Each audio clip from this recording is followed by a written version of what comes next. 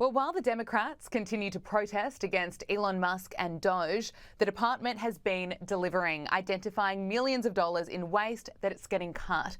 And what Doge continues to find is absolutely insane.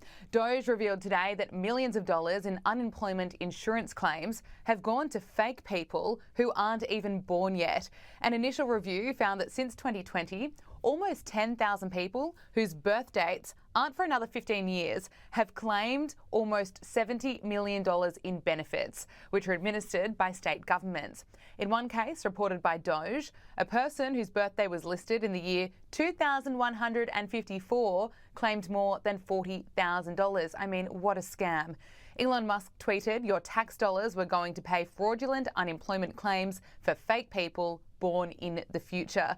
And the waste doesn't stop there. This comes after we've already seen the receipts of the millions of dollars wasted in DEI projects overseas. And right now, Doge is getting to work inside the Department of Defense.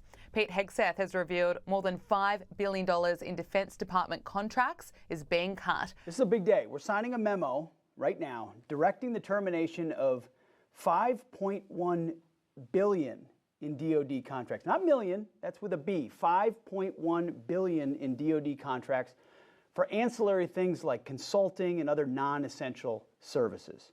So here's a few examples. DHA contracts for consulting services from Accenture, Deloitte, Booz Allen, and other firms. They're going to save the department $1.8 billion. We're also terminating on the DEI front 11 more contracts for DEI, climate, COVID-19 response, and related non-essential activities across the department. We are committed to rooting out DEI, root and branch throughout this department, and we found 11 more contracts, and we're going to keep looking. This is what the American people voted for. But as we know, there are still plenty on the left that seem to have an issue with cutting waste and the brilliant work that Elon and Doge is doing, to the point there's been a disgusting level of support for Tesla dealerships being set on fire. Well, Attorney General Pam Bondi has revealed that there is going to be another huge arrest in relation to the Tesla attacks, and that person will be facing the full force of the law. The next 24 hours, you're going to be seeing another huge arrest on a Tesla dealership president, and that person will be looking at least 20 years in prison with no negotiations. That's great. Hillary Fordwich, the president and founder of Stromark, joined Power Hour for her reaction to the latest bombshell report that found violent political rhetoric online is being increasingly normalised. Joining me now is the Defense Secretary, Pete Hegseth. Mr. Secretary, thank you for being with us today. Hey, Will. Thanks for having me. Talk to me about this. You bet. Always happy to have you here. Talk to us about this memorandum of understanding, this trip you just made to Panama, and the update you gave the president. Tell us what it means to be first and free through the canal. Yeah, Will, you got it right. This is about malign Chinese influence. This is a power play by the Chinese in our backyard on what in the military we call key terrain. The Panama Canal is strategic key terrain. You mentioned the 40% are U.S. ships. Well, 75% of the traffic that goes through the Panama Canal either originates from or is going to a U.S. port. And you mentioned the history there of our investment. This is something we've been involved in for quite some time. And so we had a chance to go down there with a large group of U.S. soldiers and ships and others to meet with their leadership and say, we want to help you remove Chinese influence. And thankfully, the leadership of Panama are eagerly pro-American, and they've demonstrated already. They kicked out the Belt and Road Initiative when Secretary of State Rubio was there a few months ago. They did an audit on the control of those Chinese ports, which unsurprisingly, had huge fraud inside them, and that's been exposed. And so those are up for sale and likely going to BlackRock, which again would take away more Chinese influence. And we arrived with a simple message: is we want to be your partner in securing this strategic piece of key terrain. And so they have a very unique constitutional structure there, which we respect and understand. Part of it is an independent canal authority, and we work directly with them to put together a framework which allows U.S. flagged military vessels and auxiliary ships to travel first and free through the Panama Canal, unlimited. And we've got Coast Guard ships and Navy ships down there all the time. And that's separate from a memorandum of understanding I signed with their defense minister, their Minister of Security, which allows for additional U.S. troops on a rotational basis at Fort Sherman, which is an old U.S. Army base that will revive there, along with the Panamanians, which is on one of the sides of the Panama Canal, along with a naval station and an air base. So we will rotate and partner with them, and that's part of ensuring Chinese influence does not control that canal. It's in our direct U.S. interest, Will, to ensure that waterway is free and that our ships can transit freely. So it was two historic arrangements that serve American interests, and it would never have happened without President Trump. Without President Trump saying, this is important, China can't have it, China didn't build it, China won't operate it, this is key terrain for the U.S. and for Panama, and we'll partner together to keep China out. I want to dig more in together to the national security implications and the rising tensions with China in just a moment. But I want to stick with the economics for a second, Mr. Secretary. It's clear, especially clear in the last couple of days, in the last week, that President Trump puts as a priority getting good deals for America, looking to renegotiate tariff deals with countries across the world. This is another art of the deal that we're working on here with the Panama Canal. So I want to go back to this idea of first and free. Tell us what the conditions were before this memorandum of understanding. Like, what is the wait time? How do we go first in line? What did we pay in the past? How much are we now saving by going through free? It's a good point. Fees could vary in the past. Depends on the size, depends on the cargo. Sometimes these are U.S. warships. Sometimes they're auxiliary ships carrying supplies. So it depends on we got a chance to watch huge container ships transit this canal. And for viewers, it's a marvel of the world what Teddy Roosevelt, what Americans did 100 years ago to bring the Panama Canal about. It's simply incredible. But it's also very, very strategic. If there was a contingency in, say, South China Sea, in the Indo-Pacific, and we needed to get our fleet or more assets from the east coast of the United States over there, you'd use the Panama Canal. We need to have the ability in a contingency to move to the front of the line immediately with as many ships as we need in order to transit as quickly as possible. Now, it happens on a regular basis. Our ships, Coast Guard, submarines, others traffic through, and Panama's very good to us. Usually we're able to move up quickly, but this codifies first, and it codifies a cost-neutral basis where we're able to freely transit, and it saves our Treasury money as well. It's got an economic upside on the art of the deal, but this is all very strategic.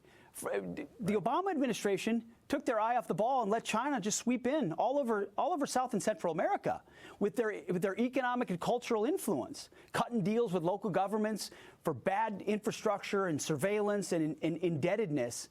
President Trump said, not anymore. We're taking our backyard back. That's why I was there for a conference of Central and South American countries as well.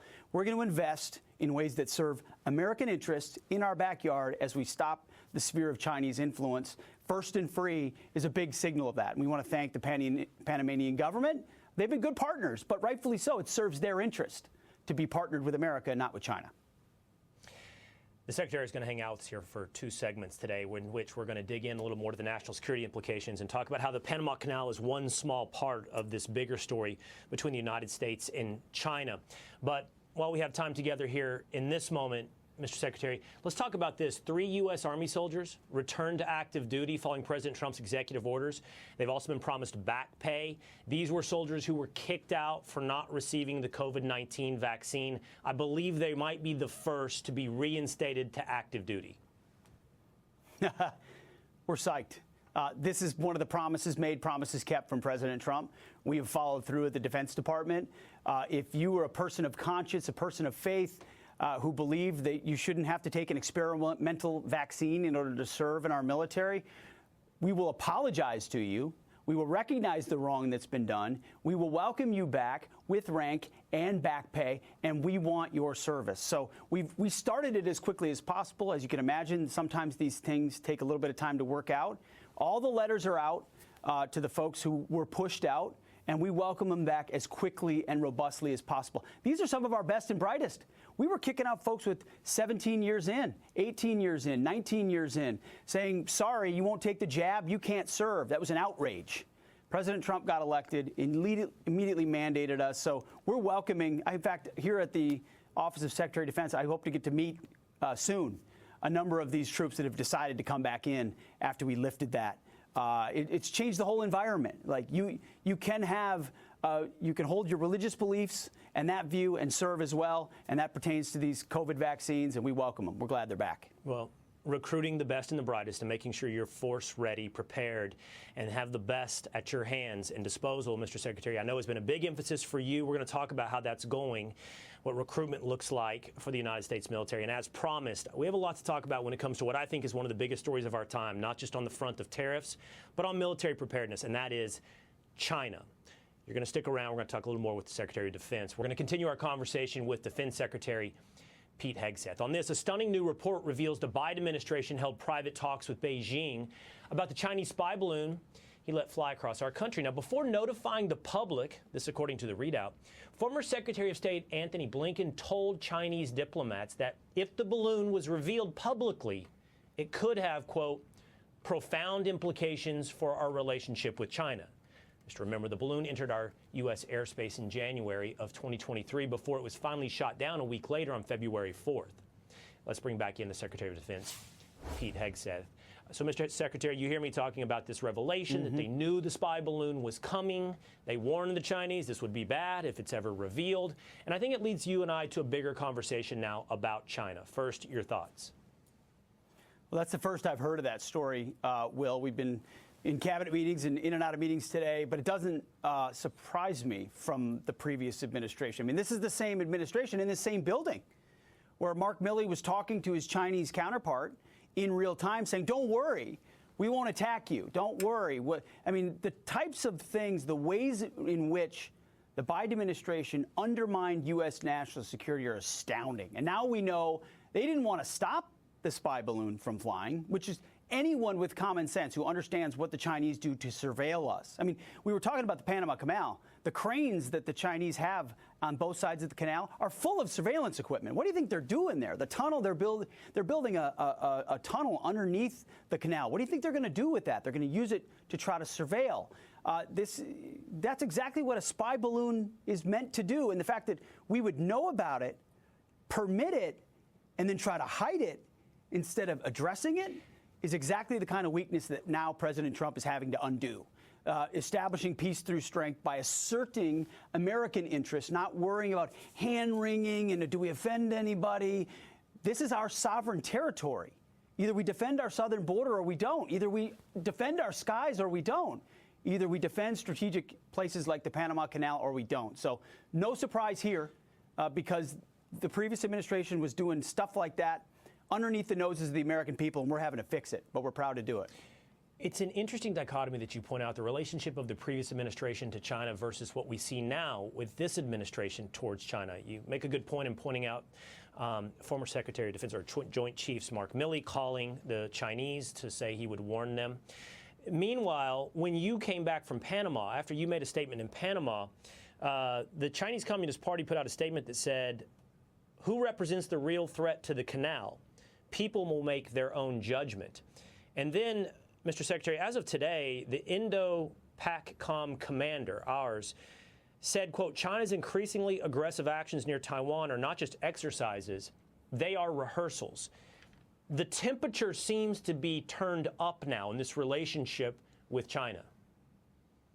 Well, we're just clear-eyed. You just mentioned the Indo-PACOM commander, Admiral Paparo, he's a fighting admiral. He gets it. He's out in the Pacific defending American interests.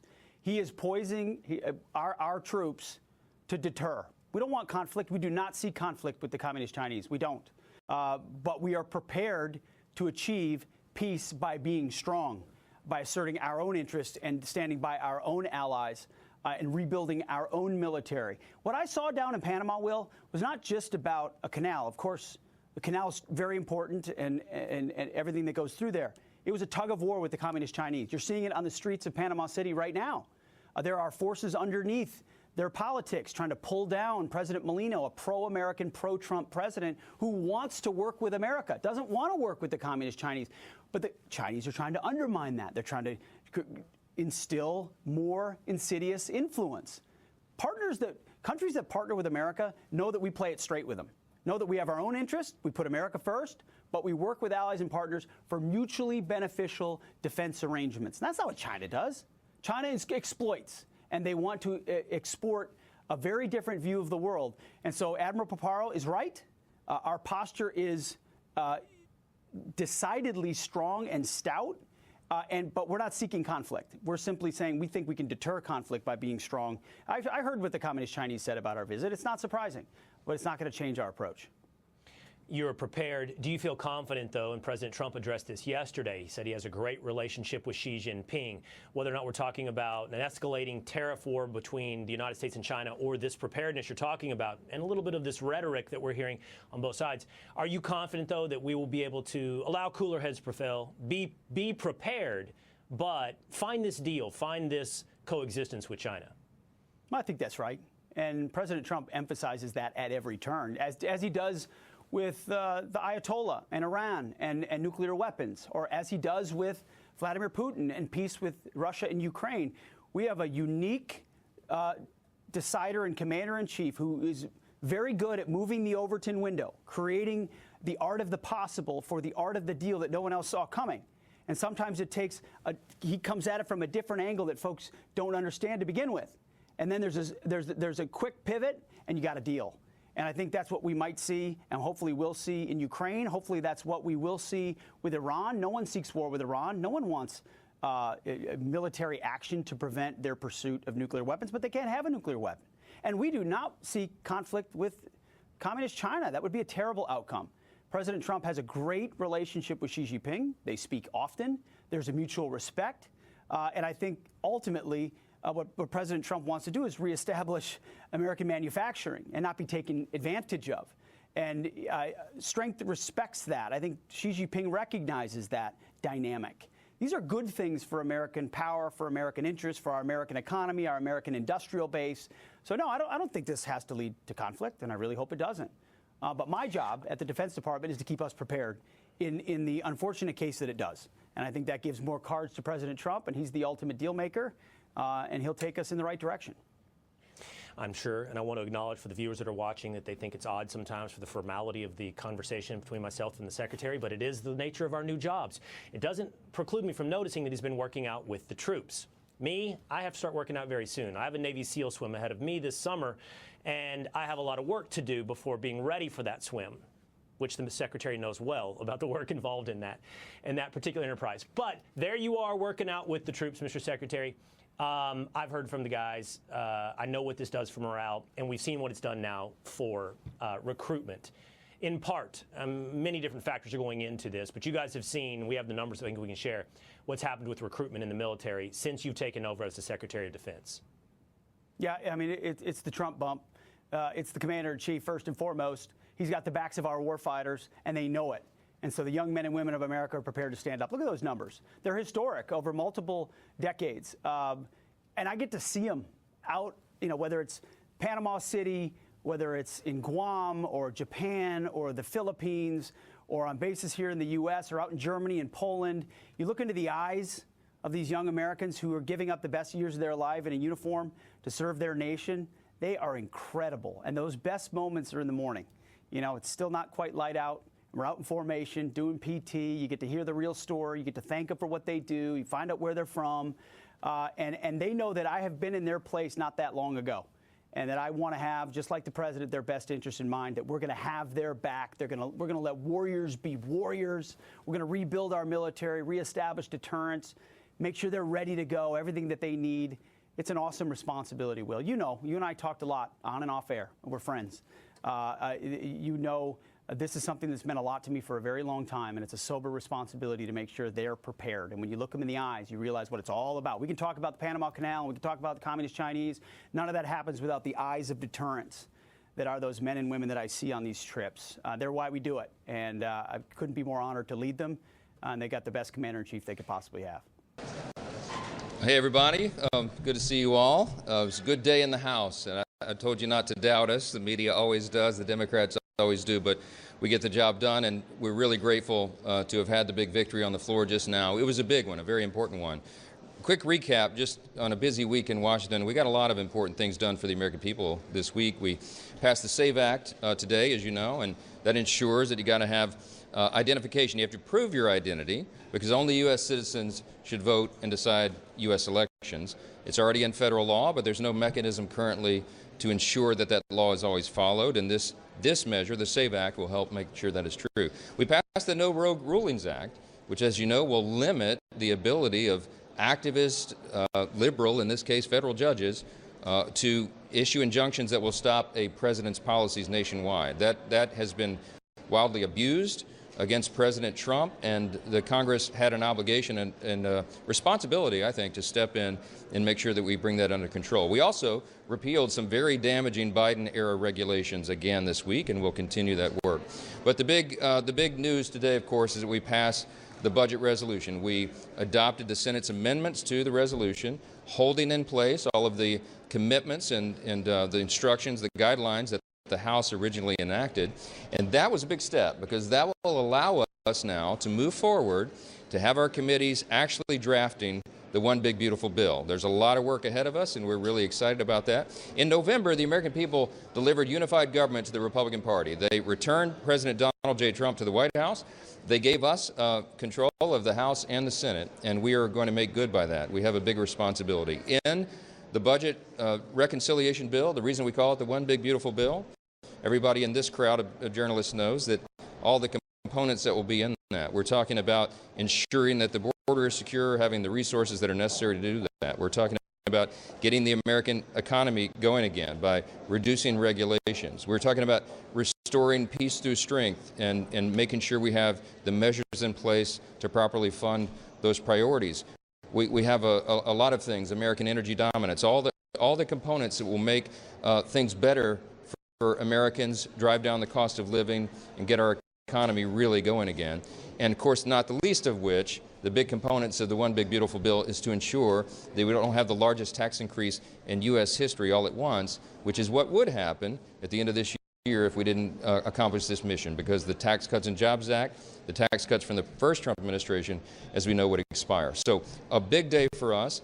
We will now get the committees operating on all cylinders. They'll be working over the 2-week district work period that encompasses Passover and Easter. They'll take a couple of days off for those holy celebrations and then keep their sleeves rolled up and get right back to work.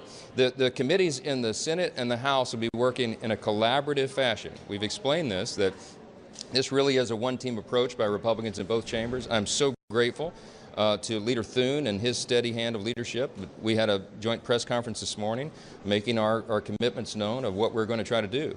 And that is ensure real savings for the American people, because we have to do that. We have a responsibility to get our country back on a sound fiscal trajectory, and also make sure that we ensure and protect those essential programs. The Democrats, as I noted this morning, have said that we're going to gut Medicaid. It is not true. We're going to protect the benefits that everyone is legally entitled to. The beneficiaries who have a legal right to that, it will be preserved. Those are essential safety net programs that Republicans support. The President has made clear Social Security, Medicare, Medicaid will not take a hit. So you can count on that, and you can watch it develop as we go. Our other priorities as well. I just want to tell you what will happen when we return after the 2-week district work period. Our committees will begin the markup process. We have our 11 committees that will get instructions for reconciliation in the House. They are ready to go. We've been working on this for many months, almost a year now, really, when we first started the effort. And so we have the work product already prepared. We have bills drafted. Most of them have been scored already. And now we go through the process of marking it up and finding the equilibrium points with everybody so that all those interests are met. We're looking forward to that happening. And I just want to say this. The American people are counting on us. Time is of the essence. We know what's going on around the world. We know that the debt limit cliff is approaching us pretty quickly here. We know that markets have been a little unstable. They want to know that Congress is on the job. And I'm here to tell you that we are. The Article I branch of this government, the U.S. House of Representatives and the U.S. Senate are going to do our job, and we are going to provide stability, and we are going to send this message to all of our allies and friends around the world, and to our adversaries as well, that America is back, and the America First agenda will be enacted, President Trump's promises will be fulfilled, and we're really excited that today we took a big step in getting that done. We'll continue to work together. Mr. Speaker, what changed between last night and this morning? What closed the deal? Look, we're in a deliberative body, and we did a lot of work leading up to this moment, of course, for many months. But sometimes there are pressure release valves you have to allow people to do. You know, everybody's human around here. There's lots of different interests. We have 220 people in the Republican conference, and they have a lot of different ideas. They represent a lot of different districts, and sometimes when the pressure gets turned up, people need to release that. So that's what I do. I allow them to do that. We take thoughtful discussion and deliberation. Sometimes we do it out in open. Sometimes we do it in closed meetings. But we had that until late last night. I did more of it this morning. I want to compliment our president, President Trump, who is always engaged with us and available and accessible. He didn't have to call a single member to wrangle anybody on this thing. He allowed me the space to do what I need to do, and we got the votes together, and we reaffirmed our commitments. It's real. We want to find real savings. We have an obligation to do that, but we also have to protect these essential programs. We can and will do both, and you're going to see that in the next few weeks. How do you ensure that this tug of war with hardliners doesn't derail the process in the next coming months? Look, everyone that you would describe as a hardliner, I mean, people who were in the room last night, are there in good faith. I mean, these are my closest friends, colleagues. I mean, all of us. We're one big team, and their intention is good. They're in good faith. They want to make sure, because they believe we have a responsibility, as I do, to make sure that the national debt and our deficits that we've been running around here for too long are turned back on a different trajectory. And I use the analogy all the time. We have it's effectively like a giant aircraft carrier, and you don't turn an aircraft carrier on a dime. It takes miles of open ocean. But we have a responsibility, and we have a once-in-a-lifetime opportunity with this reconciliation measure before us to make a real turn in that aircraft carrier. And we're very serious about it. And so the colleagues that were in the conversations up to past midnight last night just wanted assurances that we're really, really going to do that, and we are, but we're going to do it in a way that doesn't unduly affect or harm any beneficiary of a public program that's available to them. So you'll see how that works out. Yeah, can you give some areas of spending cuts you're looking at? Because you said you've been working on this for a while, so you must know where you're going to cut. Yeah, we have big menus of options and items in 11 different committees of jurisdiction, and one of the big ones is energy and commerce, because they have such a broad jurisdiction, and that's where you'll be looking at, you know, Medicaid, for example, which is the thing that the Democrats are trying to, frankly, lie to the American people about. No one has talked about cutting one benefit in Medicaid to anyone who's duly owed. What we've talked about is returning work requirements. So, for example, you don't have able-bodied young men on a program that's designed for single mothers and the elderly and disabled. They're draining resources from people who are actually do that. So if you clean that up and shore it up, you save a lot of money, and you return the dignity of work to young men who need to be out working instead of playing video games all day. We have a lot of fraud, waste, and abuse in Medicaid. Just one tiny example. The estimate is $51 billion a year in Medicaid is lost to fraud. That's unconscionable. We now have, with the DOGE efforts and with new algorithms and with new oversight responsibilities and opportunities, we have ability to carve that out. We have a responsibility to do it. That estimate by some people, some estimates say that is very low. It's actually much higher than that. So we're going to go through, carve out, find these savings, low-hanging fruit, and examples like that. There's a lot of it in the federal government. I mean, look, we have a $36 trillion federal debt right now. We're running deficits every year. It's not the way to run our country. We need to return to fiscal sanity, and that's what the Republican Party represents. And you know what? That's good for every American. But sir, the instructions are $800 billion for these committees. Mm-hmm. Are you saying there is $800 billion in fraud, waste, and abuse? I'm saying that the categories of fraud, waste, and abuse, in addition to the other areas that we've been looking at for almost a year now, that we can find well more than $800 billion in savings, and we will. And that's what we committed to. That's what. Because the markets are down 1,300 points, and you talked about sending them a strong signal that Congress is doing its work. I mean, obviously, we saw the president put the pause on his shares. Does he need to just end them, scrap them at this point? No, I'm going to let give the markets more certainty. I'm delighted to let the president make the decisions on that. I mean, he and I spoke yesterday about the spike in the stock market after the pause, and I think he recognized the moment was right to do it, and that seems to be a great decision. So we're going to let him do that. I'm going to do my job over here, but I do hope and believe that the vote today is a very strong signal to the markets, to investors, job creators, entrepreneurs, the people that make the economy run, that the Congress is going to get us on sound footing, and you can count on that, and you can bet on it. And you ought to, I think today would be a great day to buy stocks. Prescription drug prices are even to down. We're doing very well. It's been amazing. We had a big day yesterday. There'll always be transition difficulty, but we had in history, it was the biggest day in history, the markets. So we're very, very happy with the way the country's running. We're trying to get the world to treat us fairly. This is something that should have been done 25 years ago, and it wasn't. Should have been done 40 years ago, and it wasn't. But no president was willing to take it on. But you had to. It's not sustainable. It wasn't sustainable. And as you know, without a lot of money being added, which is a lot of money that we could add, the country is making approximately $2 billion a day. And when you think of it, we've never done that before, never come close to it. And the number is probably $3.5 billion a day. And that makes us a very strong country.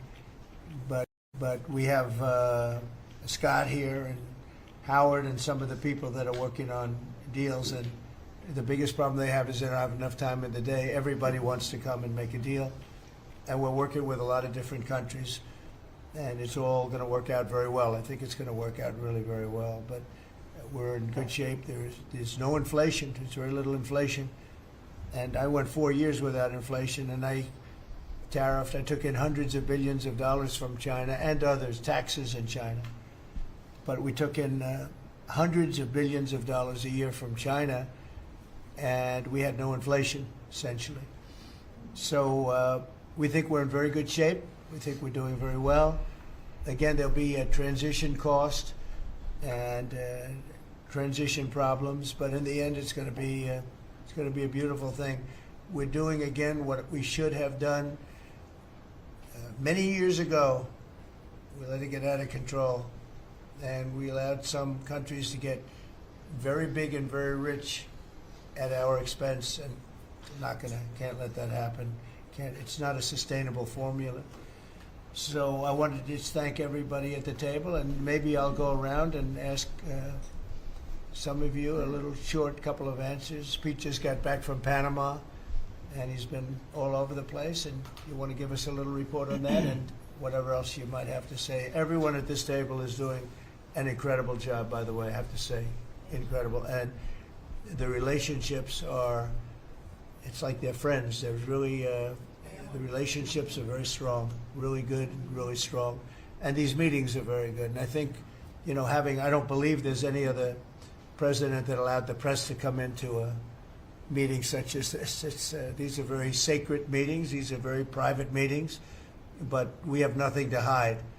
And I think it's good. I think it's a good, we want to be, a word you like to use, Jeff, is transparent. So we want to be transparent, and we'll do that by starting with Pete. Go ahead, Pete. Yes, Mr. President, we just got back from Panama last night. We were at the Panama Canal with their Southcom commander ships, F-18s, troops, and signed a couple of historic deals. One which is with the Panama Canal Authority, a framework for U.S. vessels, first and free through the Panama Canal. Right. And then also a memorandum of understanding with their security minister for the presence of U.S. troops. Fort Sherman is an old U.S. base there, as well as their naval station and air station, jointly with Panama to secure the Panama Canal from Chinese influence. That's something you said, we're taking back the canal. China's had too much influence. Obama and others let them creep in. We, along with Panama, are pushing them out, sir. And so we had a very successful trip there. President Molino sends his regards, very complimentary of the U.S. He's a great ally, and I think they want the Communist Chinese out, And with our troops there partnering with their forces, we've got a chance to push them all the way out, sir. We've moved a lot of troops to Panama and filled up some areas that we used to have, and we didn't have any longer, but we have them now. And I think it's in very good control, right? Yes, sir. Okay. Thank you, Pete. Very good. Howard? So, so we've have so many countries to talk to. It is, it's incredible. I think Scott and I'm not sure we could ever have enough time in the day to talk to all these countries because they want to talk and they want to talk now, and they have come with offers that they never, ever, ever would have come with, but for the moves that the president has made, demanding that people treat the United States with respect. We're getting the respect we deserve now, and I think you're going to see historic deals, one after the other. And then I'm very excited that within a week and a half, we're going to start with the gold card, and the Trump card is coming out, and we're very excited about that, and that's coming soon. So very excited. Good. Thank you very much. Good job. Linda? Well, on a couple of fronts, we have been addressing the issue of anti-Semitism on campuses. There's been some grant funding and contract funding that we've reviewed, and some canceled and some we've put on hold, waiting for that while we do an investigation. On the other side of what my responsibilities are in having education go back to the states, we're meeting and talking with governors. I was with, this week, all 50 commissioners of education around the country, and because we also want to provide them with tools and best practices as education does move back to the states. Making great progress, great response from the states, and very positive. And what about colleges? You're holding back $400 million from Columbia. From Columbia. $8 billion from Harvard. Can you imagine the money we pay Harvard? They have a $60 billion fund, and we're giving them $8 billion, and we're trying to figure that out. And then they hire de Blasio, the worst mayor in the history of New York, and they hire the woman from Chicago who was a disaster, total disaster, and they pay them massive salaries, and they're supposed to be teaching you government. That's not Harvard. That's not Harvard the way it used to be. So, do you have anything to say about that? The dollars you're holding back from quite a few universities that were not behaving. Yeah, and the other, there's some Princeton, Cornell, others that are coming in, and actually getting calls now from the presidents of the universities who really do want to come in and sit down and have discussions. And so we're investigating them, but in the meantime, we're holding back the grant and the fund money. Okay, great job. Thank you. Very thankful for the House voting for the President's budget resolution along with the Senate bill. Made a ton of progress this week in working with members to ensure that a desire for flexibility in the Senate was not misconstrued as a desire not to slow and do spending reforms. And so we're very thankful for that. And now we can get after writing that bill, getting the President as big a package of his agenda to his desk. So very good week. Good. That's right. We just got the House vote, and now we're well on our way to getting, as we call it, the great big beautiful bill. It's a beauty. There's never been a bill like this one. We're trying to get it all into one beautiful bill. It's tax cuts, regulation cuts, and many other things. The border, a lot of money for the border. Well, you're doing a fantastic job. So, but we just got a report that we, as you know, you knew before us. Were you surprised we got the vote? Got the vote. And we're happy to get the vote. So I think we're going to be in very good shape. Okay, please.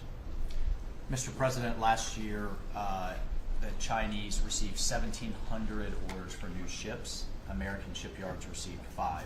Under your leadership, like so many other industries, we are going to revitalize and make shipbuilding and maritime great again with these blue-collar jobs.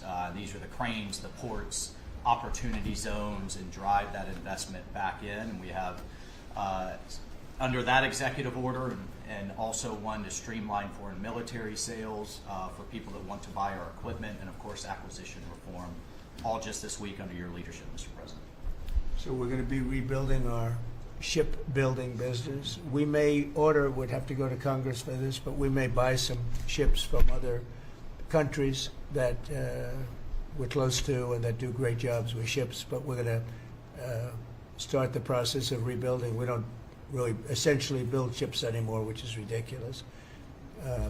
It's going to be a very big business for us in the not too distant future. But in the meantime, we have countries that do very well at building ships, and we'll be dealing with those countries, and we may be ordering top-of-the-line ships from those countries. And within a fairly short period of time, we'll be building our own ships. So we'll probably have to go to Congress for that, but we're not going to have a problem. Susie, thank you very much for the job you've done. Go ahead, please. I just wanted to make sure you know that this cabinet, I think, pretty uniquely collaborates and cooperates and works together to accomplish all that you've asked them to do, and I think they deserve a lot of credit for that. True. You're doing a great job. The chief of staff, doing a great job. Lee, go ahead. Mr. President, the Biden EPA was strangulating the economy. The Trump EPA understands it's not a binary choice. We can protect the environment and grow the economy. Working with Doge and Elon Musk, we've now canceled $22 billion worth of grants, and we have launched what is the largest deregulatory action in the history of the country, just in one agency. That's how much of a mess the Biden EPA left us. It is going to end up reducing the cost of living. It's going to create jobs. It's going to make it easier to purchase a car. It will be easier to heat your home. We're proud of this effort. The effort that we have is fulfilling the mandate that you earned from the American public. Clean air, land, and water for all Americans, unleashing energy dominance, permitting reform, advancing cooperative federalism, making America the AI capital of the world, and bringing back American auto jobs. When you called me that day asking for me to take this position, I was honored. And you were very specific and clear in what you wanted us to accomplish. We understand our mission, and at the Trump EPA, we're going to make it proud. Great job. You're doing a great job. And you have a lot of applications for approvals for power plants, which are going to really power the regular plants, and they're going to be right next to each other, because we can't rely on our grid. It's old and it's tired, and it's very subject to being attacked, whether by rain or by bombs or by anything else. And we're letting people build their own power plants, and these are a lot of them being built with the AI and beyond the AI chips, and we're letting them build their own power, and never been done before, and we're going to get it done quickly and approved quickly as part of a plant. They'll have a sort of be their own power company, and it's very exciting. They couldn't believe it when I told them that. I said, we're going to get you the approvals very fast as part of your regular plant. You're going to build electric producing plants, and it's very exciting. And they're able to do it very quickly and very well, and you made it possible. Thank you. You have a lot of applications for some of the biggest plants that have ever been built in the world. These are serious plants, aren't they? Huh? Approved. We are open for business. Working with Secretary Burgum, Secretary Wright, we are going to make it proud. Good. Sean? First off, Mr. President, it's Brooke's birthday today, so she keeps getting younger, so happy birthday to Brooke. Thank you. I want to thank you as well for the shipbuilding at EO. Again, to build ships, we also need mariners to sail those ships. I was just up at Kings Point for the Merchant Marine Academy a couple days ago, and we have some of the greatest young men and women who are learning how to be mechanical engineers, to rebuild and fix the engines on those ships, but also how to sail ships. I would tell you that over the past decades, this academy has become, it needs some love. It's been a little bit dilapidated. We have to invest in sailors, and I appreciate you taking the initiative. To be a global power, we have to build ships and have sailors to sail those ships. These are the very people that help Pete should we come into points of crisis to support the military. So thank you for that. Number two, the last administration announced 3,200 projects, big, beautiful roads and bridges. Most of them are good. But they announced them, they didn't sign a grant agreement. 3,200, so the money doesn't go out the door to build the infrastructure in the country. And it's fun to do an announcement. It's actually the harder work to put together these grant agreements. So we're doing the work right now at DOT to get these grant agreements done and build the projects. Most of them are good. And they also put in all of this green and social justice requirements on roads and bridges. We're pulling all that out and putting the money toward the infrastructure, not the social movement from the last administration. Good steel, right, as opposed to green paper mache. Okay, thanks. Great job. Sir, first, we are, I would say, more than friends. We've all become family, and I think that what you have assembled in your vision is a turning point and an inflection point in American history. And so just being a part of that is the greatest honor. So thank you for that. And again, just the relationships here and the honor and respect we have for each other is a reflection of you and your leadership. So I just wanted to say that first. The second thing I want to say is that on behalf of the farmers and ranchers, food security is national security. We have to be able to feed ourselves. And your idea of using tariffs along with deregulation and tax cuts, but your idea of using tariffs to ensure that we are putting forward and putting America first, no one understands that better than our farmers and our ranchers. But having said that, emerging from 4 years of Biden with a 30% increase in inputs for our farmers and ranchers, with an almost $50 billion trade deficit. When we left the first time, it was zero, meaning that they are hurting. So the period of uncertainty we're in, they know that your vision will move us into an age of prosperity for all Americans, but for my people, for the farmers and ranchers, unlike any they have seen before. And I think they are really, really excited and so grateful for your leadership. But also, you have never failed to say that you have the backs of our farmers and our ranchers. It was the first phone call that I had after I was voted with the Senate. And that message just resonates with an almost 85% support of you in the last election. They're with you. Interestingly, the biggest budget driver at the United States Department of Agriculture is not farming and ranching or agriculture, it's food stamps. And so as we emerge and embark, Secretary Kennedy and I, on your vision of making America healthy again, a massive part of that is realigning and reworking our food stamp program so that it better serves those who need it. And yeah, to the point of getting the transgender, DEI, Green New Deal out of the USDA and realigning is really important. So It's out of the military, right? Sir. Is it 100% out, would you say? 99.9, sir. I'm going to get that last point. Get the rest of it. But thank you, sir. We've got a much different military, I will tell you. Thanks very much. Good job. And eggs are down. Eggs are big, down. right? Yes. Big. Yes, sir. Wholesale prices. Retail will come. Easter is the Super Bowl for eggs. So, you know, there may be a little fluctuation, but no, we feel really good about it. Thank you. That's what I hear. Thank you. Thank you.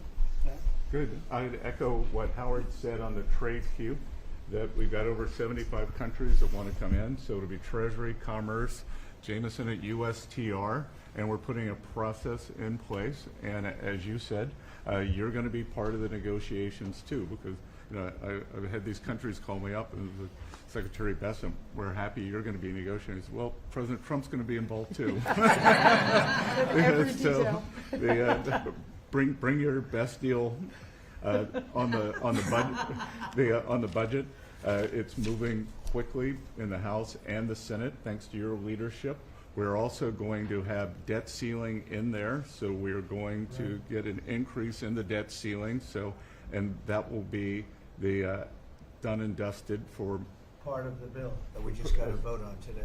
part of the bill. It'll be done and dusted for 2 years. We won't have to worry about that.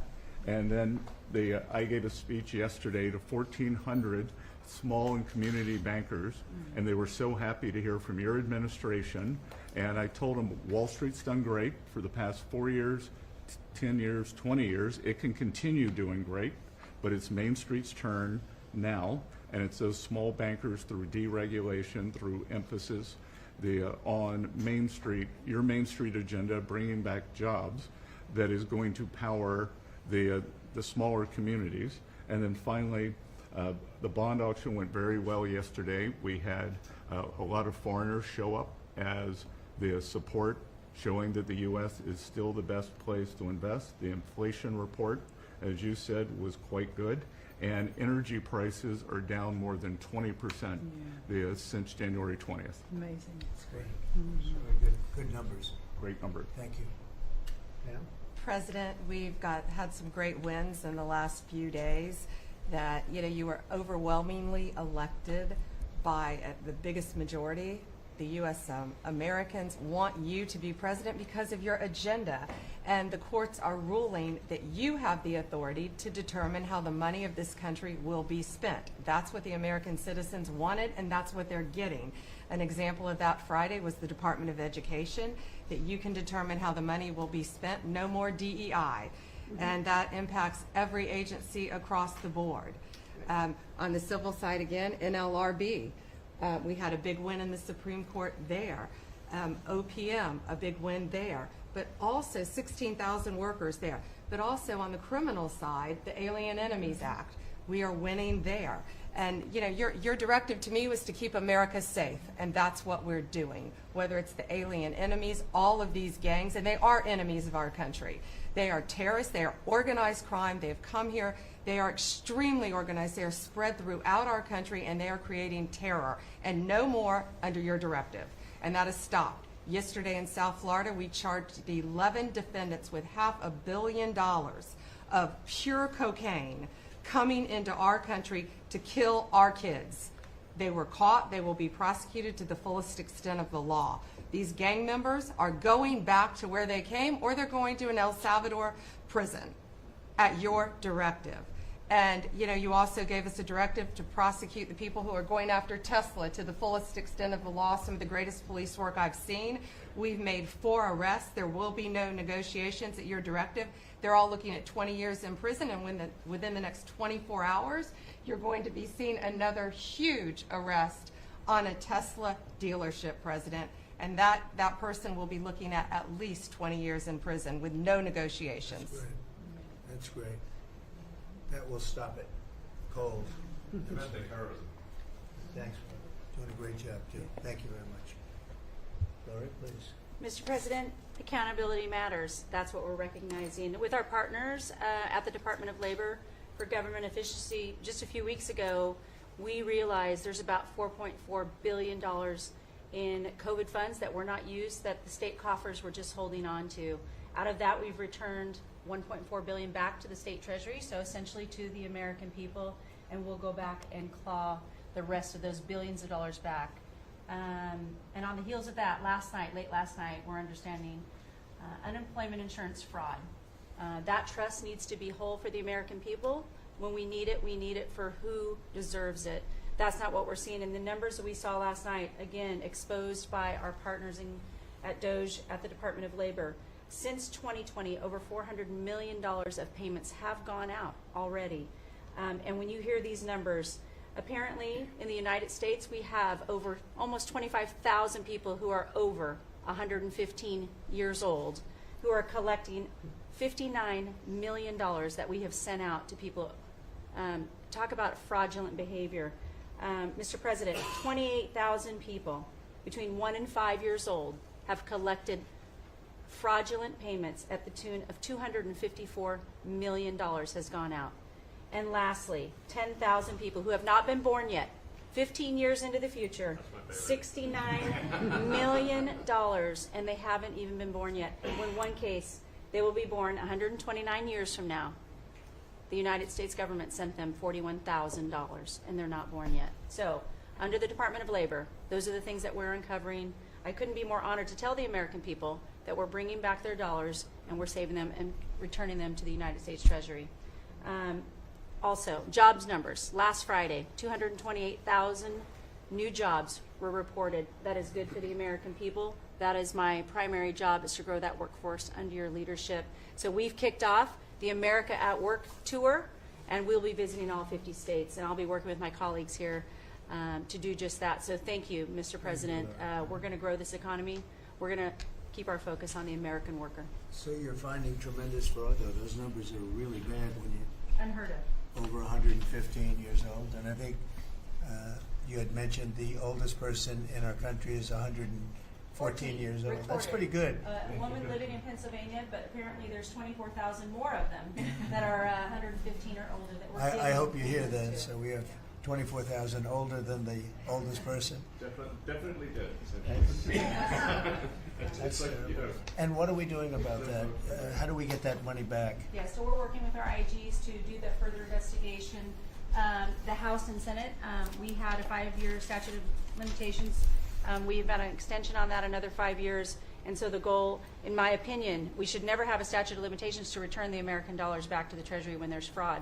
But at this point, we will continue to work hard and double down and return those dollars to the Treasury. Great. Thank you. Thank you. Great job.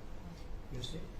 Well, Mr. President, thank you for your leadership at the border. For the second month in a row, you have broken the record in the history of the nation for the lowest number of encounters at the border, which is absolutely remarkable. You have said that America's laws matter and that they'll be enforced, and we're hard at work now to get people to go back home that are here illegally. So the Alien Registration Act has been in place long enough now that those individuals that are here illegally, if they haven't registered, then they can be charged criminally, and they can face fines up to $1,000 a day and face deportation if they don't go home, and they'll never get the chance to come back to America. So we're encouraging people to use the CBP Home app to register, and we're working on the resources and funding to buy them a plane ticket to send them home. I went to El Salvador, Colombia, and Mexico, and those countries and others are thinking about setting up programs to support these individuals when they get back to their countries. So when they get there, they'll have housing and food assistance, and so making sure that these folks have the opportunity to go home so that they can get the chance to come back to America is important. And So it's a very big self-deport operation that we're starting. thousands of people have already Yeah. self-deported. Well, we're just going to, when you got 21 million people that need to go home because they're here breaking our laws, then we need to facilitate that. And I've been working with the governors a lot lately on several different issues. One of them has been on FEMA for recommendations on how to do exactly what you've directed us to do. And then also I sent a letter and communicated with them that they need to be setting up a SCIF. Some of our governors don't have secure facilities to have national security issues. I think one of the jobs Homeland Security has is to give communication down to states, to local cities and communities. And so recommending they get a SCIF, they have secure comms with them at all times or nearby so that they can have national security conversations, and then to have somebody in their office designated that is their communications person. A lot of them have emergency management officers, but they don't necessarily have somebody designated when it comes to a national security issue that we may need to communicate with them on. And I think American people need to know that Real ID will be required to travel on May 7th. So those governors have been notified to communicate that at home. We don't want anybody to get delayed and not be able to travel when they get to an airport. And this will also help us bring integrity back to all of our IDs and how they're used for issuing driver's licenses. And governors know how I feel about making sure their driver's licensing system has integrity, because a lot of people use their driver's license to vote. And the backbone of our country and the foundation is election integrity. So we're giving all those directions to our governors and communicating that so they can lead on it as well. And we're going to work with people so that if they go out in a nice way and go back to their country, we're going to work with them right from the beginning on trying to get them back in legally. Is that right? They'll get a chance to come back. So it gives you real incentive. Otherwise, they never come back. They'll never be allowed once a certain period of time goes by, which is probably going to be 60 days. We're also going to work with farmers that if they have strong recommendations for their farms for certain people, we're going to let them stay in for a while and work with the farmers and then come back and go through a process, a legal process. But we have to take care of our farmers and hotels and various places where where they need the people. And we're going to be working with you very carefully on that. So a farmer will come in with a letter concerning certain people saying they're great, they're working hard. We're going to slow it down a little bit for them, and then we're going to ultimately bring them back. They'll go out, they're going to come back as legal workers. Yes. Okay? Yes, sir. Thank you. Which I think will be I think it's very important to do. Okay, thank you very much. Great job. Jameson, I watched you testify for the last Yeah, he did great. couple of days. You're on every night at 3 o'clock in the morning. And you did great. You were fantastic. Thank you very much. It's just what I like to do for fun, sir.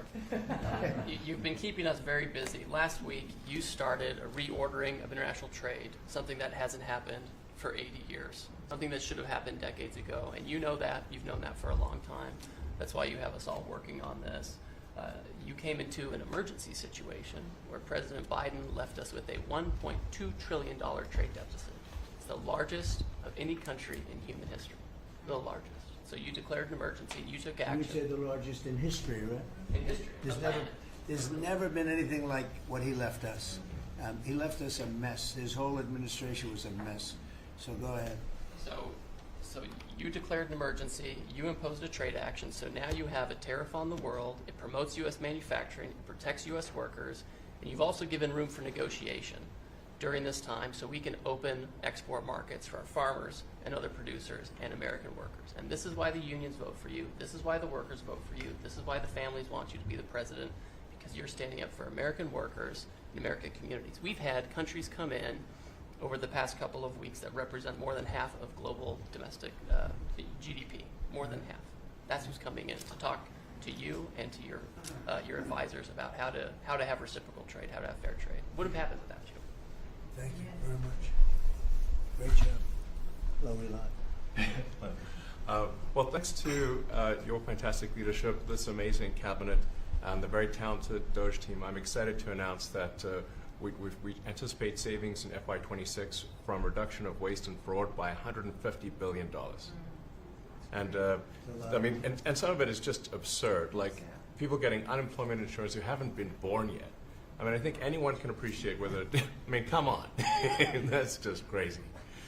You know, some of these things, people ask me like, well, how are you going to find waste and fraud in the government? I'm like, well, actually just go in any direction. That's how you find it. It's very common. it's, as the military would say, target-rich environment.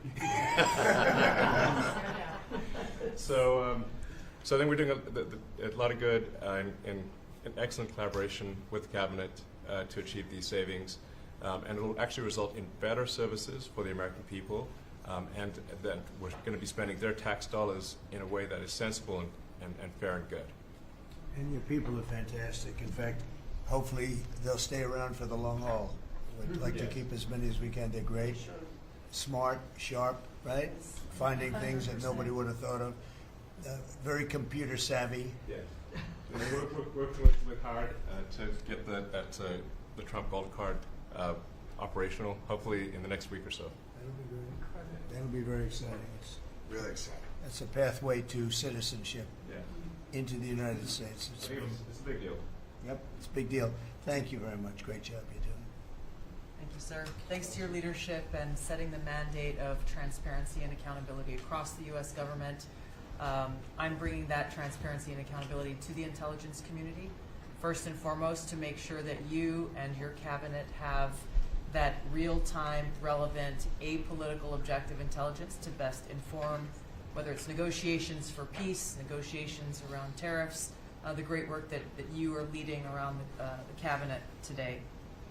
Secondly, working with Department of Homeland Security and the FBI to increase our information sharing to achieve your goal of countering the narcotic trafficking and our ability to go after cartels now designated as foreign terrorists. I met with the National Sheriff's Association this week, being able to work to make sure that the information that they are getting on the ground, that local law enforcement is getting on the ground, is being fed back up through to our National Counterterrorism Center, and that we have all of the federal agencies, state and local law enforcement, all on the same page as we are working to make our country safe again. And lastly, sir, as you know, declassification and rooting out weaponization, politicization of the intelligence community is a huge priority. You know more than anyone else the very dangerous and negative consequences of that. I've got a long list of things that we're investigating. We have the best of the best going after this. Election integrity being one of them. We have evidence of how these electronic voting systems have been vulnerable to hackers for a very long time. and vulnerable to exploitation to manipulate the results of the votes being cast, which further drives forward your mandate to bring about paper ballots across the country so that voters can have faith in the integrity of our elections. And lastly, we've been scanning. I've had over 100 people working around the clock to scan the paper around RFK, Senator Robert F. Kennedy's assassination, as well as Martin Luther King Jr.'s assassination. These have been sitting in boxes in storage for decades. They have never been scanned or seen before. We'll have those ready to release here within the next few days. That's great. Bobby, how do you feel about that? That's hitting, I'm very that's gratified hitting close, to you. That's hitting close to home, isn't it? Yeah, Huh? no When you kidding. think, I'm Yeah. thinking about Bobby when that statement's made. I'm very grateful to you, Mr. President. And you'll let Bobby see some of this because, you know, it's very personal stuff. But it's time. I've asked him, and his response is, put it out. The world needs to know the truth. And his uncle that's been out, and anything that hasn't been out, they can go to your offices and see, right? Everything that we have within our possession, it's either online or it's physically at the National Archives and Records Agency. We also have hunters going out, Mr. President, and looking in the storage lockers at FBI and CIA and other agencies, specifically to find if there is anything else that has not been reported. We're actively going out and trying to search out the truth. Okay. Yeah, we want to get it all out. Yes. 100%. Good. Thank you very much. Good job, guys.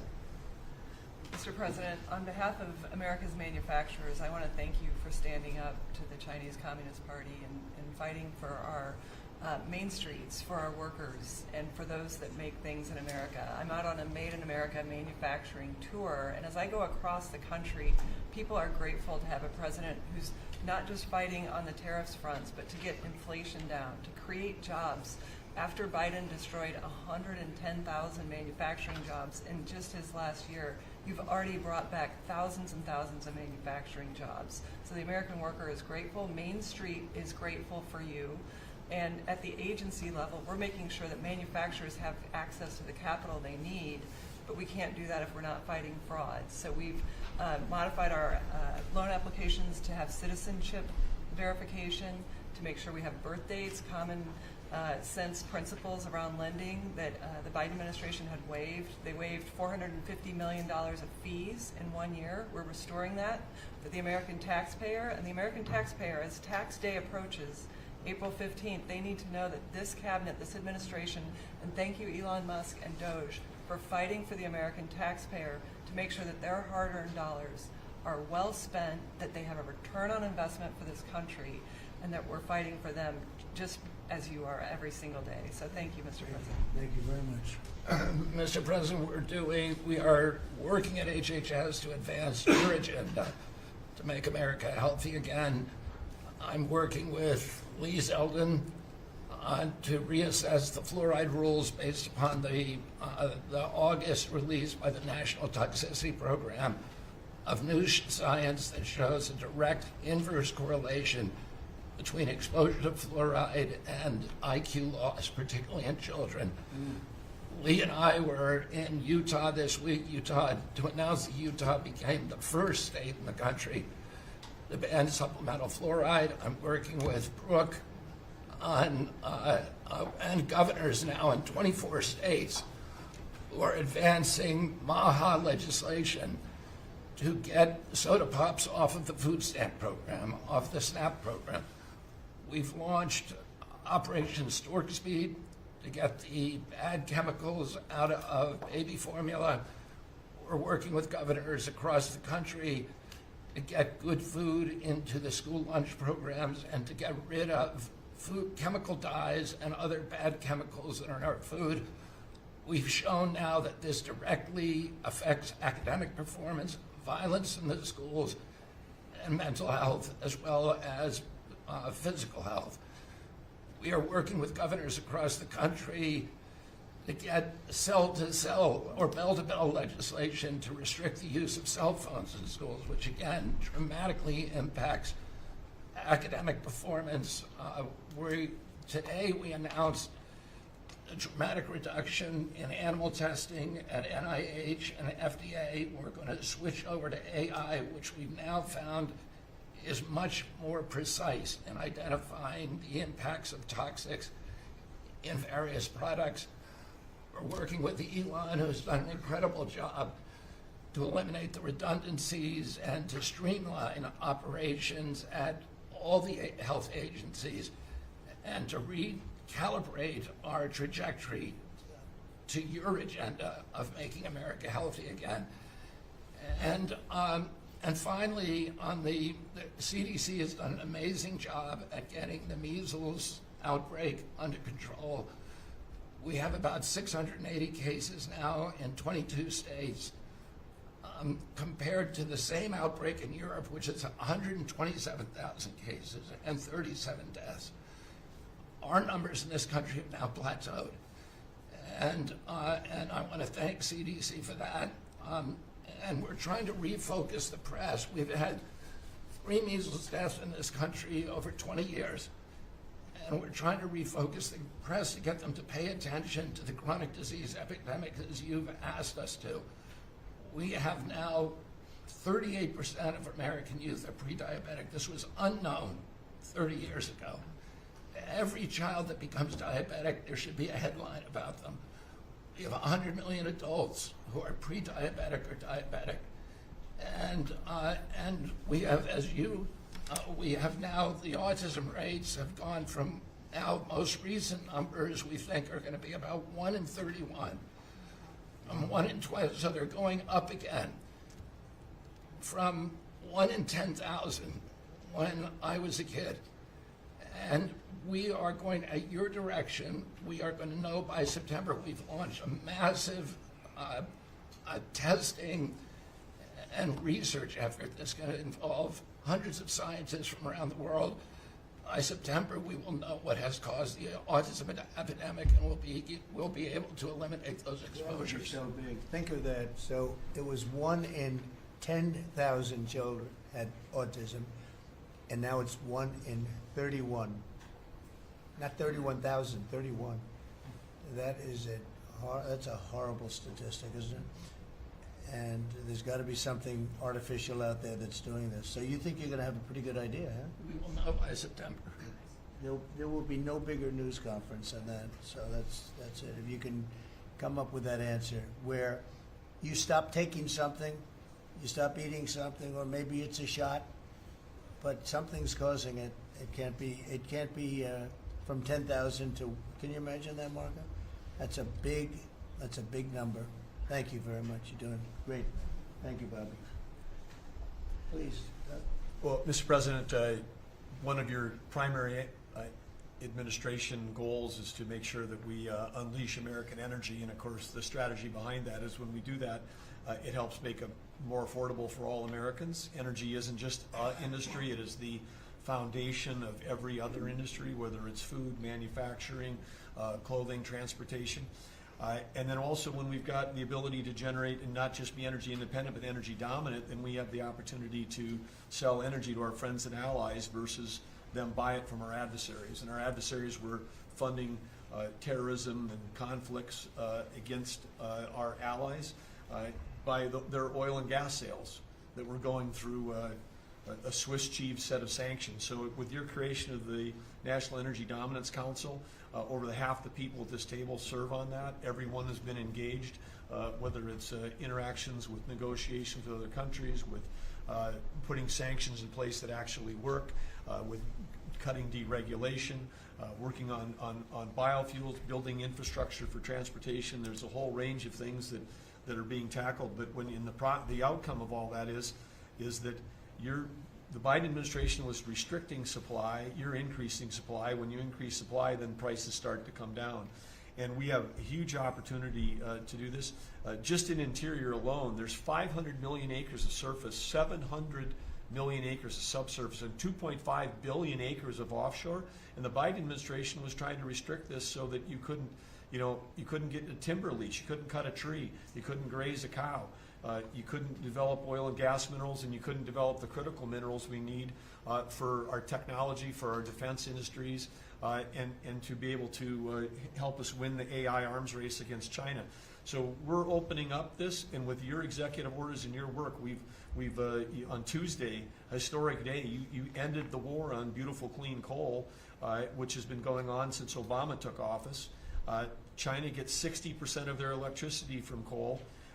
They're opening up they've opened up 94 gigawatts of coal in the last year as part of this AI arms race. 94 gigawatts, that's enough for 94 Denvers to be able to, 1 gigawatt per metro area like that. It's unheard of. So what we have an opportunity under your leadership to come back. The Gulf of America had its first offshore lease sale, which is scheduled for later this year, but that was, the industry loved that because we're now, the Gulf of America is now open for business again. And there's as much as 7 billion barrels of oil accessible now. They've increased the upside of what they think that is. On the coal front, the estimate is the financial value of the coal in America is $8 trillion. That was an asset on the balance sheet that we've now being put back on again. And of course in Alaska, with your separate executive orders to unleash Alaska energy between ANWR, the North Slope, the Strategic Petroleum Reserve Alaska, all of those, we've reversed Biden decision. Those are all open for business again.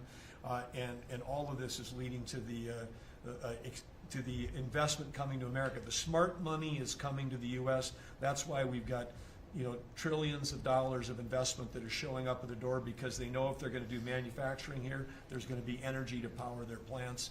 And so again, thank you for your leadership and thank you for everything you're doing. Very good. Thank you. Marco? Well, Mr. President, one of the most important things I believe you'll achieve in your presidency is reordering the world in a proper way. For 31 years, more than 31 years now, multiple administrations have allowed the Chinese to deindustrialize this country, to take away jobs and factories and the pillars of our national strength. And what you're doing now, I think, is a great service to our country, but ultimately to the world. And I want to congratulate you and your team that's working on that, because it has extraordinary geopolitical implications, as you see, from all these other countries that are now coming here and wanting to join something that actually makes it's crazy to allow these. I mean, basically, we lived in a world where Chinese companies can do whatever they want in America, but our companies cannot do anything over there unless they allow it, and even then they steal our stuff and reverse engineer it. So just reordering all of that has dramatic implications on peace and security of the world, so we thank you. An important meeting, thanks to you, is going to happen on Saturday for the first time in a long time. There'll be direct talks between Ambassador Woodcock and a top-level leader in Iran. We hope that'll lead to peace. You've been very clear what Iran is never going to have is a nuclear weapon, and I think that's what led to this meeting, and we'll wait for him to come back from it, and we're hopeful about that. I would also say that we are receiving, and I think the Department of Homeland Security can confirm this, historic cooperation from countries all over the world. Number one, in taking back their citizens. Every country in the world has to take back people that are illegally in another country. And we have countries that refuse to do it or will kind of ignore our calls. All of them are doing it. The ones that are not are paying a price. And we've also found cooperation in other countries that are willing to take some of these people, some very dangerous criminals. I know the President of El Salvador will be here next week, has really been a good friend of the United States in that regard. These are some of the worst people you'll ever encounter. And Pam knows this, and Christy knows this from the work they're doing. And one last point I want to make, Mr. President, and again, it's under your leadership, it's actually under your executive order. If you come to this country as a student, we expect you to go to class and study and get a degree. If you come here to vandalize a library, take over a campus, and do all kinds of crazy things, we're going to get rid of these people. And we're going to continue to do it. So when we identify lunatics like these, we take away their student visa. No one's entitled to a student visa. The press covers student visas like there's some sort of birthright. No, a student visa is like me inviting you into my home. If you come into my home and put all kinds of crap on my couch, I'm going to kick you out of my house. And so, that's what we're doing with our country, thanks to the President. And last but not least, very important development this week, but both Pam and I are very excited. The finest higher education institution in the United States, University of Florida, is also now the national champions in basketball, and we hope you'll host them here soon, Mr. President. Go Gators. They're coming. Good for the SEC. They're coming, guys. Congratulations. Well, thank you very much. You're really doing a great job. We appreciate it. Any question? Mr. President, can you give us a reaction to today's stock market drop, and also give us a sense of the next steps with China? Well, I haven't seen it because I've been here for 2.5 hours, so I'll be seeing it. I think Scott went out. Scott, you want to have a statement on that? Sure. Look, The up 2, down 1 is not a bad ratio, or up 10, down 5. And I think as we have talked about, as we go through the queue and settle with these countries who are going to bring us their best offers, we will end up in a place of great certainty over the next 90 days on tariffs. But we had very good inflation numbers today. Oil's down. We had a successful bond market, so I don't see anything unusual today. And next steps for China, sir? Well, we'll see what happens with China. We would love to be able to work a deal. They've really taken advantage of our country for a long period of time. They've ripped us off beyond nobody. How people stood for it, sitting in my position, is not even believable. And we're talking about many presidents, not just a couple. But they did, and all we're doing is putting it back in shape. We're resetting the table. And I'm sure that we'll be able to get along very well. I have great respect for President Xi. He's been, in a true sense, he's been a friend of mine for a long period of time. And I think that we'll end up working out something that's very good for both countries. I look forward to it. Mr. President, China retaliated today by reducing the number of American films that can be shown there. What's your reaction to them now targeting cultural exports from the United States? I think I've heard of worse things.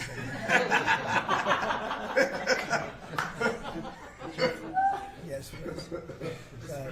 President, also on China, the Ukrainians say they have evidence that Chinese soldiers have been found fighting for the Russians in Ukraine. Can the U.S. verify this? And if so, what does the U.S. plan on doing to China to counteract that? We'll look into it, but I think beyond that, we're really looking to get that war stopped. They're losing 2,500 and even more than that young people a week.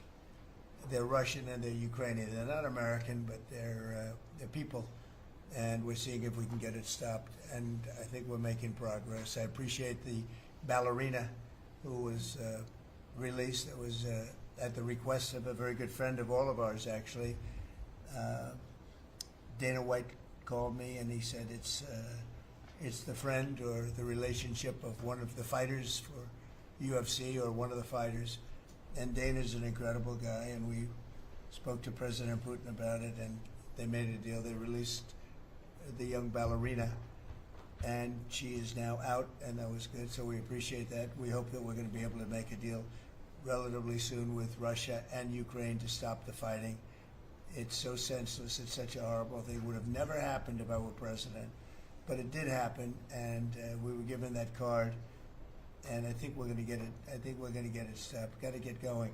We got to get it. We have to move it faster. Likewise with the hostages, we're making progress. We, there's 59 hostages, but only 24 of them are living, and that's the way it's been presented to me by the mothers of some of the dead, mothers and fathers of some of the dead hostages, and they want the bodies of their baby, as they say, their baby, their young boys. They want them back as much as if they were alive. It's amazing because when I met the hostages 2 weeks ago here, I couldn't believe what they had to go through, by the way. But when I met them, they said, yeah, there's 59, but 24 are living. And they actually consider, I guess if you're a parent, you do consider it this way, that the remainder who are dead, the 24 that are alive, the remainder that are dead, they want them back just as much as they would want them back if they were alive. It's really pretty amazing and pretty sad. So we're getting close to getting them back. We have a lot came back. A lot of people are very grateful. Some came back in pretty bad shape. Some came back, they're okay. I think they're going to be scarred mentally for a long time, because if you sit down and talk to them, as I have, what they went through is incredible. But we're making progress. We're dealing with Israel. We're dealing with Hamas, and it's a nasty grip. Mr. President, how close are you to the first country coming to actually make a deal with the United States over tariffs? Is it days, months? Well, I think it's very close, but we have to have a deal that we like. We don't want a deal that's going to be a bad deal, or I could make every deal in one day if I wanted to. do this in one day. I could just say, here's what we'll do. And I was saying to the people before, to Scott, mostly to Scott and Howard, and some of the other people that work with us on the negotiations. You know, we have a lot of law firms that have paid me a lot of money in the form of legal fees. We're going to probably use those firms to, if we can, I think we can. I'll make a contribution to the country, but they're great firms. They're the best firms, the biggest, and really the most prestigious. And we may be using them to help you guys out, because you're going to need a lot of lawyers. And I'm not sure Pam's going to be happy if I say, can you send over about 200 lawyers that work on trade? She's working on criminal stuff, and I think that's going to be her focus more than anything else. So we'll find out if we can do that. But we have a lot of lawyers that you've been reading about where they paid $100 million a firm on average. Now we have the final 4 or 5 are at $125 million. So I have a lot of legal fees I could give to you people, and we might as well use them. Hopefully I won't need that many legal fees or that much. I may. Who knows? After it ends, after we leave, maybe I'll need it. But if I do, it's not going to be very pleasant. So I think we're going to try to use these very prestigious firms to help us out with the trade, because we have a lot of countries. But we want to make deals that are proper for the United States, not just, we can make deals easily, we want to make them proper. Mr. President, if you aren't able to reach the deals that you want to see at the end of the 90 days, will you put those higher tariffs in place, or will you extend Well, that's what pause? would happen. I mean, if we can't make the deal that we want to make, or we have to make, or that's good for both parties, it's got to be good for both parties. You wouldn't. And then we'd go back to where we were. Go back to the numbers that you Yeah, announced last week. I think so. You wouldn't extend the pause. Yeah. We'll have to see what happens at that time. Thank you, Mr. President. You said yesterday you were considering some exceptions for companies. Can you talk about what you're considering, and then also on the reciprocal tariffs, so that we substantially lower, is the same math formula going to be used, or is that crossed out? I'm not considering now for any country or company, but it's possible that I would. But I'm not. We don't have that situation right now. People understand where we are, what we're going to do, but it could happen. It's called flexibility. You have to have certain flexibility.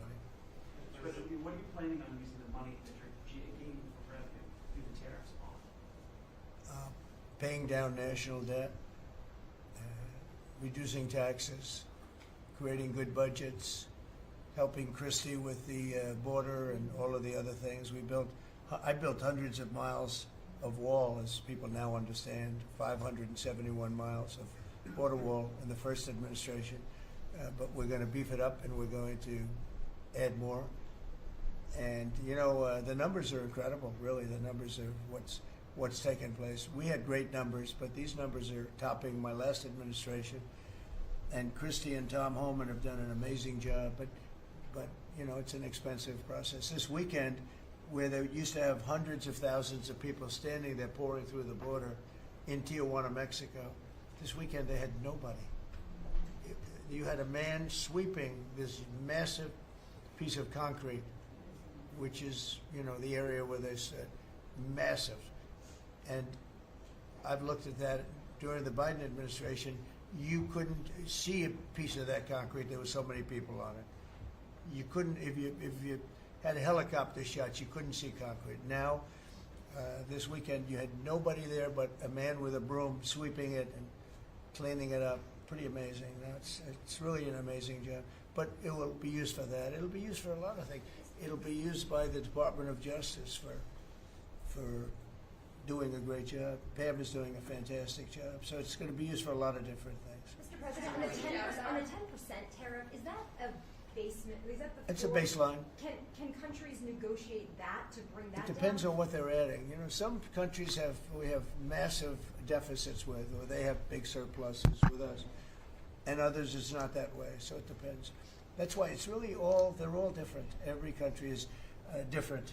Some have certain advantages that others don't have, and certain things. We have China has a surplus of $1 trillion. I mean, the numbers are crazy, and others have basically no surpluses. We have some that are pretty even, but they hurt us in other ways, and we just want to get that taken care of. So everyone is a little bit different. So are you negotiating with the EU as one bloc or individual nations for the tariffs?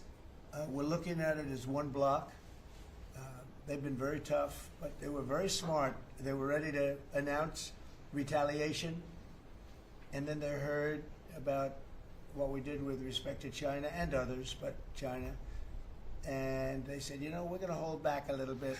They decided to hold back. I thought they were very smart. Look, the EU is very smart, but they really have taken advantage of the United States.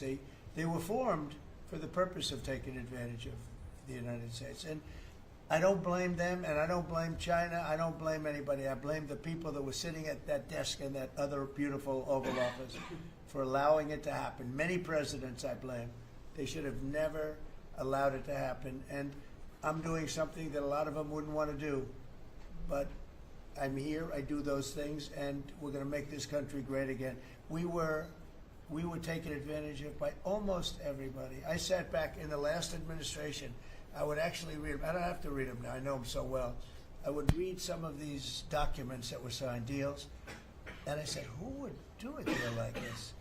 Who would do it? You've seen it, Elon. Yeah. I'd look at deals where it's so one-sided. Even we have a deal with Japan, and we get along great with Japan, and we had the Prime Minister here. He was fantastic. As you know, Abe was great. Shinzo was great. He was a good friend of mine, unfortunately no longer with us. But we defend them, but they don't have to defend us. I said, that doesn't sound too good. But we have a deal where the defense deal. We pay hundreds of billions of dollars to defend them. But if for any reason, in other words, we pay all the money. They don't pay anything. But if we're ever attacked, they don't have to do a thing to protect us. I said, oh, that sounds like a wonderful deal. So that's just one out of thousands. And I just wonder who did this. And it's people that either hate our country or didn't care, an expression that you use. I think it's really a lot of them didn't care. It's just hard to believe how bad they are. Now that's a little bit of a defensive deal, but I'm talking about trade deals, the same thing. They're so bad, you would say, how come?